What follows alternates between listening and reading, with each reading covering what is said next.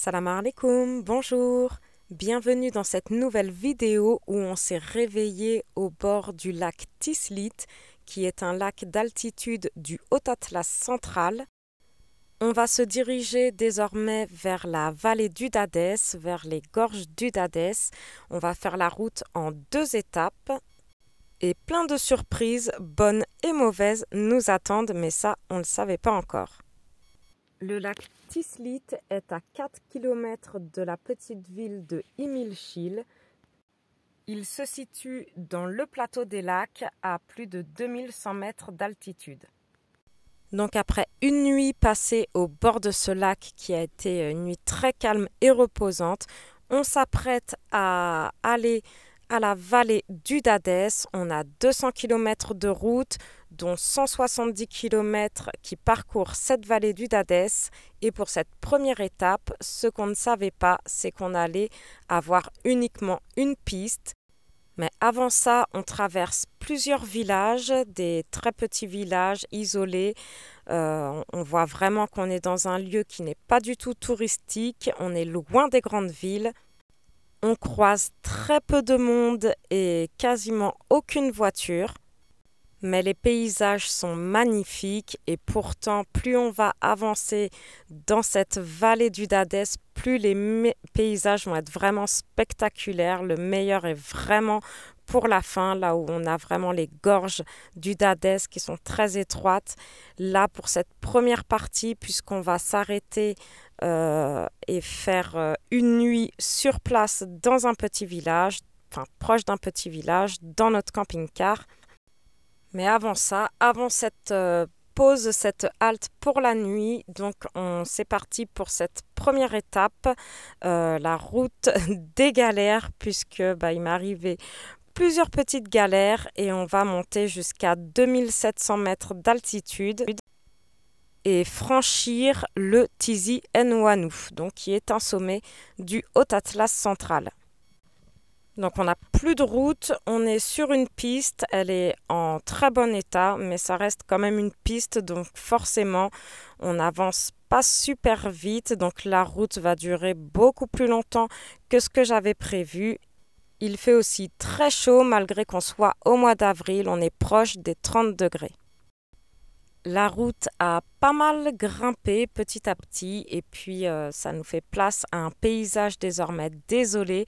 Or, le ruban de verdure de l'Oued qui coule au fond, que l'on aperçoit par moments.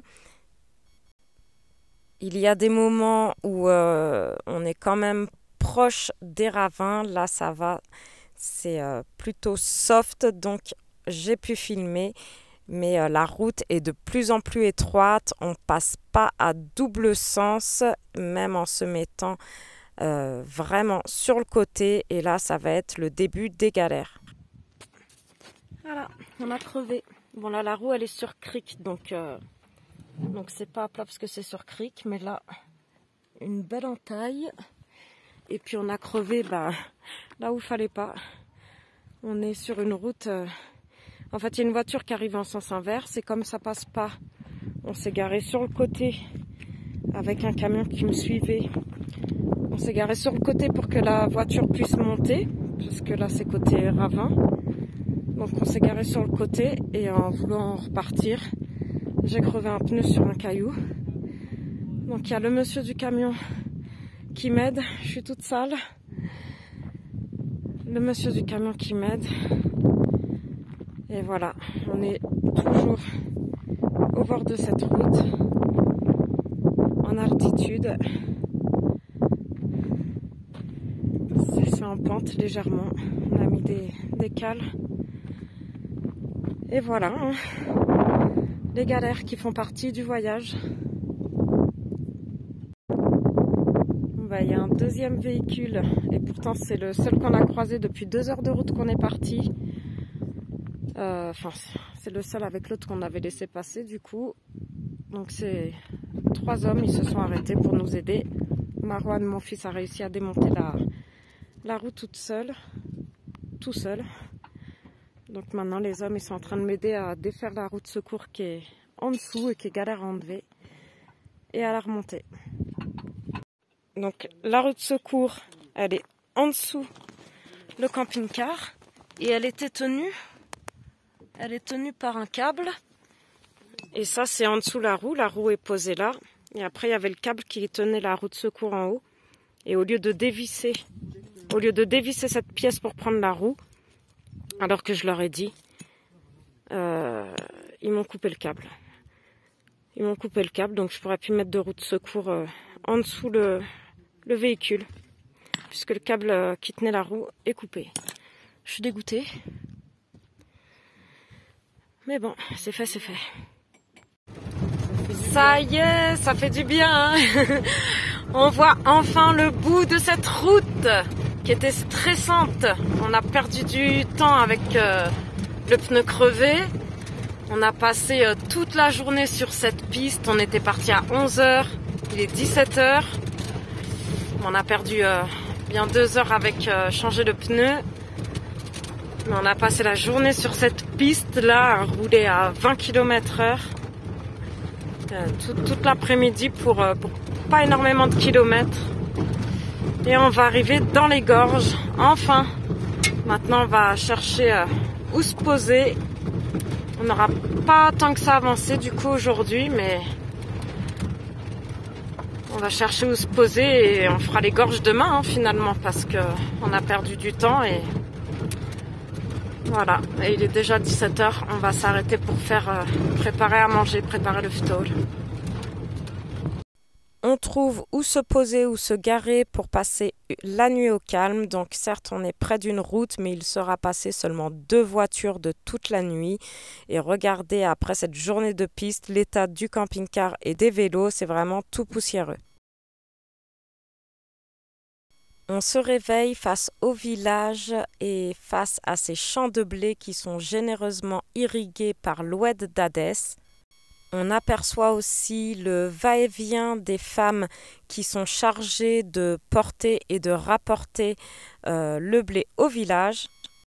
Nous, on reprend la route pour cette deuxième étape pour traverser la vallée et les gorges du Dadès, et le Dadès qui naît sur le versant sud du Haut-Atlas, qui tranche en coups de sabre la montagne à travers d'épaisses assises de calcaire. Fini la piste, on retrouve une route goudronnée et on voit aussi que de ce côté-ci du Tiziane Ouanou qu'on a franchi hier, donc ce côté-ci de la vallée est beaucoup plus peuplé. De nombreux châteaux forts se dressent au-dessus des jardins, qu'ombragent bouleaux au feuillage argenté, des noyers et peupliers, et les palmiers ici sont absents de ces oasis en raison du climat montagnard. La route s'inscrit dans des paysages magnifiques et on est entouré de montagnes composant une symphonie de couleurs.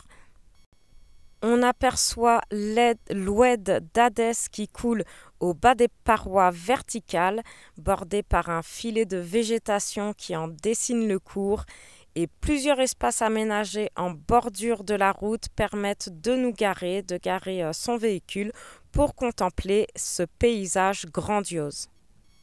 Et malgré les galères sur la route, sur cette première partie de route hier, la route reste vraiment une des plus belles que j'ai vues au Maroc. Vraiment, les paysages sont vraiment spectaculaires.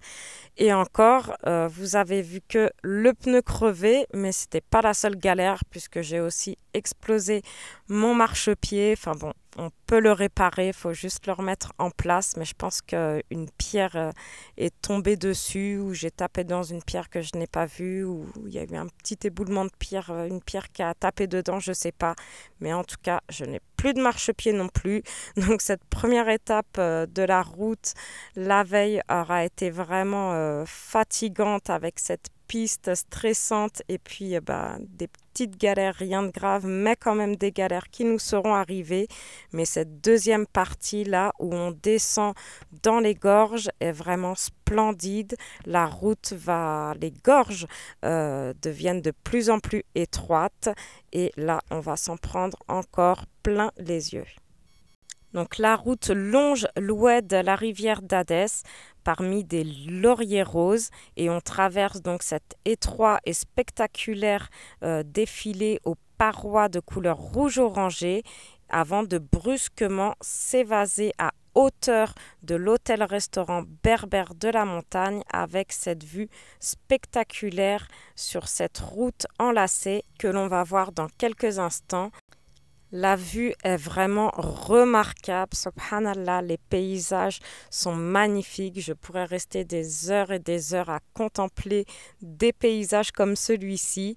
Bon, là, on est resté quand même une bonne dizaine de minutes, bien 15 minutes à observer ce magnifique paysage avec cet oued verdoyant que l'on voit tout en bas. Mais il est temps de reprendre la route puisqu'il faut qu'on trouve un endroit pour dormir avant la tombée de la nuit, puis aussi pour avoir le temps de faire à manger pour le ftour. Donc on reprend la route, on va à cette route qui va d'oasis en oasis avec ses nombreuses kasbahs. D'ailleurs, on surnomme aussi cette région la vallée des 1000 kasbahs.